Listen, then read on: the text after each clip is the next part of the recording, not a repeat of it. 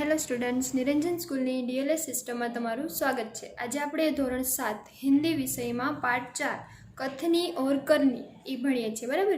એમાં આપણે અગાઉ જોયું હતું બે ઉદાહરણ કે જેમાં બોલવાવાળી વ્યક્તિ છે જે સારું કરવાનું સૂચના તો આપે છે પણ પોતે એ સૂચના ફોલો કરતા નથી। આપણે એક અધૂરું ઉદાહરણ જોયું હતું જેમાં જોયું હતું કે દુકાનદારે શું કીધું હતું એના ગ્રાહકને કે તમે રોડ વચ્ચે વાહન ન રાખો, દુકાનની સામે ન રાખો, સામે જગ્યા છે ત્યાં રાખો।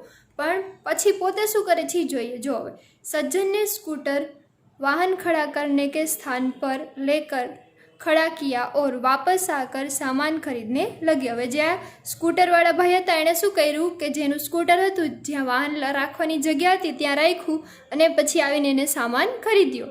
इतने में स्कूटर लेकर दुकान पर एक लड़का आया। હવે જે આ બધી ક્રિયા થઈ રહી ત્યાં સ્કૂટર લઈને એક છોકરો આવ્યો। स्कूटर दुकान के सामने खड़ा करके वह दुकान के अंदर चला गया। એને શું કર્યું, સ્કૂટર છે દુકાનની સામે જ ઊભું રાખ્યું અને દુકાનમાં વયો ગયો।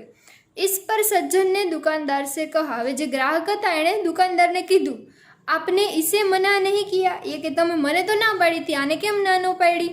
वह बोला, यह तो मेरा बेटा है, ये कि આ તો મારો દીકરો છે। कुछ लोग ऐसे भी होते हैं जो आदर्श की बातें करते हैं लेकिन जब उन्हें अपनाना पड़ता है तो वो आदर्श भूल जाते हैं। હવે જો એણે આ ભાઈને તો કીધું કે તમે સૂચનાનું પાલન કરો પણ એના પુત્રને એના દીકરાને કહી શકા નહીં। એટલે ઘણા લોકો એવા હોય છે કે જે આદર્શની વાતો તો કરે છે પણ પોતે એને અનુસરતા નથી। બીજી એક વાત જોઈએ। एक दिन एक सज्जन के घर उनके मित्र मिलने आए। હવે એક સજ્જન એટલે કે કોઈ સારા માણસની ઘરે એના મિત્ર મળવા ગયા। दोनों मित्र बातचीत में मग्न थे कि किसी ने दरवाजा खटखटाया। હવે બે મગ્ન હતા એટલે કે વાતચીતમાં એકદમ લીન હતા। ત્યાં શું થયું કે દરવાજો ખખડાવ્યો। उन्होंने खिड़की से झांक कर देखा। હવે એણે બારીમાંથી જોયું। बाहर मकान मालिक खड़ा था। बाहर कौन ऊभું હતું? એનો मकान मालिक ઊભા હતા जो पिछले 4 माह का किराया मांगने बार बार आ रहा था। હવે છેલ્લા 4 મહિનાનું કિરાયા એટલે શું થાય? ભાડું। છેલ્લા 4 મહિનાનું ભાડું છે એ માંગવા વારે વારે આવતા હતા। उन्होंने अपने बच्चे को समझाकर बाहर भेजा। હવે એણે શું કર્યું, એનો છોકરો હતો નાનો એને સમજાવીને બહાર મોકલ્યો। जब बच्चा बाहर गया तो मकान मालिक ने उससे कहा। હવે જ્યારે છોકરો બહાર ગયો એટલે મકાન માલિક એને કીધું, શું કીધું? तुम्हारे पिताजी से कहो कि मैं मकान का किराया लेने आया हूँ। ये કે જા તું તારા પપ્પાને કે હું મકાનનું ભાડું લેવા આવ્યો છું। बच्चे ने तपाक से जवाब दिया। હવે છોકરાએ તો ફટાફટ જવાબ આપ્યો। पिताजी ने कहा है कि वे घर पर नहीं है। ये કે મારા પપ્પાએ કીધું છે કે હું ઘર પર નથી એવું કહી દે। बच्चे की बात सुनकर मकान मालिक हंसने लगा। હવે જો આ વાક્યમાં એના પપ્પાનું ખોટી વાત હતી પકડાઈ ગઈ ને કે એના પપ્પાએ શું કીધું તું કે એમ કે જે હું ઘરે નથી, પણ એ છોકરા એમ કીધું કે મારા પપ્પાએ કીધું છે કે તમે હું ઘરે નથી એવું એ ભાઈને કહી દે। એટલે એની ખોટી વાત છે આ પકડાઈ ગઈ। એટલે આ વાત સાંભળીને મકાન માલિક હસવા લાગ્યા।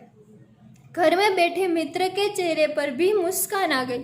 घરમાં જે સજ્જનના મિત્ર આવ્યા હતા એ પણ હસવા લાગ્યા। जिसे देखकर वे सज्जन पानी पानी हो गए। હવે આ જોઈને એ સજ્જન એટલે જે વ્યક્તિ હતા એને પણ થોડીક શરમ આવી ગઈ।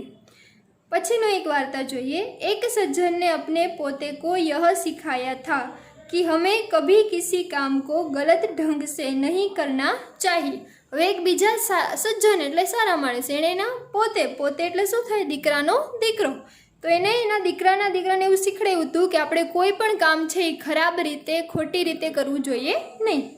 સદા अपनी बारी की प्रतीक्षा करनी चाहिए। હંમેશા આપણે જે પોતાનો આપણો વારો આવે ત્યાં સુધી આપણે રાહ જોવી જોઈએ। एक दिन की बात है, वे जल बिजली के बिल जमा करने गए। હવે એ દાદા છે એના જલ बिजली એટલે પાણી અને લાઇટનું બિલ ભરવા ગયા। साथ में उनका 8 वर्षीय पोता भी था। હવે સાથેનો નાનો જે દીકરાનો દીકરો હતો કેટલા વર્ષનો? 8 વર્ષનો હતો, એ પણ સાથે હતો। बिल जमा करने वालों की लंबी कतार देखकर वे कई उपाय सोचने लगे। હવે જો બિલ જમા કરવાની બહુ લાંબી લાઈન હતી એટલે એણે ઉપાય એટલે કે કંઈક યુક્તિ વિચારવા લાગ્યા કે આમાં મારો ઝડપથી વારો કેમ આવે। उन्होंने खड़े हुए लोगों को ध्यान से देखा। હવે એણે આ બધે ઊભા હતા એની સામે ધ્યાનથી જોયું। आगे ही एक परिचित व्यक्ति खड़ा दिखाई दिया। હવે જોયું કે આગળ જ એક ઓળખીતો વ્યક્તિ, પરિચિત એટલે શું થાય? ઓળખીતો વ્યક્તિ એણે દેખાણો। वे तुरंत उसके पास गए और बोले। હવે એ તો ફટાફટ એની પાસે ગયા અને કહ્યું, બેટા ये बिल तुम घर पर ही भूल आए, लो इसको भी जमा करा दो। એણે શું કીધું એ કે બેટા આ બિલ છે એ તું ઘરે જ ભૂલી ગયો હતો, એટલે આ પણ જમા કરાવી દે। પણ હકીકતમાં એણે શું કર્યું હતું, ખોટું કીધું હતું। એ બિલ તો દાદાનું હતું નહીં, ભાઈ પણ કોઈ અલગ હતા, બેના બિલ એક સમાન નહોતા, પણ છતાંય શું કર્યું દાદાએ કે આલે તું મારું બિલ પણ જમા કરાવી દે। वह व्यक्ति कुछ बोले उससे पहले ही बिल व राशि उसके हाथ में थमा दी। હવે એ વ્યક્તિ છે કંઈક કે હા ના કરે એ પહેલાં જ શું કર્યું દાદાએ એના પૈસા અને બિલ છે એ જમા કરાવી દીધું। और एक तरफ जाकर खड़े हो गए અને શું કર્યું એક સાઈડમાં જઈને ઊભા રહી ગયા। પોતા બાર બાર કહેને લગા। હવે જેનો નાનો દીકરો છે એ વારંવાર કહેવા લાગ્યો, દાદાજી લાઈન में लगिए ना, એ કે દાદાજી હાલો ને આપણે પણ લાઈનમાં ઊભા રહી। उसकी बात सुनकर लोग हंसने लगे। હવે એની વાત સાંભળીને બધા ઊભા હતા, એ લોકો પણ હસવા લાગ્યા।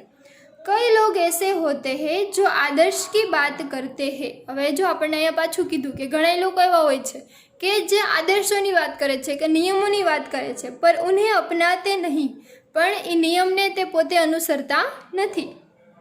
इस प्रकार आचरण अच्छा नहीं होता। હવે આવું કરવાવાળા વ્યક્તિનું આચરણ એટલે કે એનું કાર્ય સારું હોતું નથી।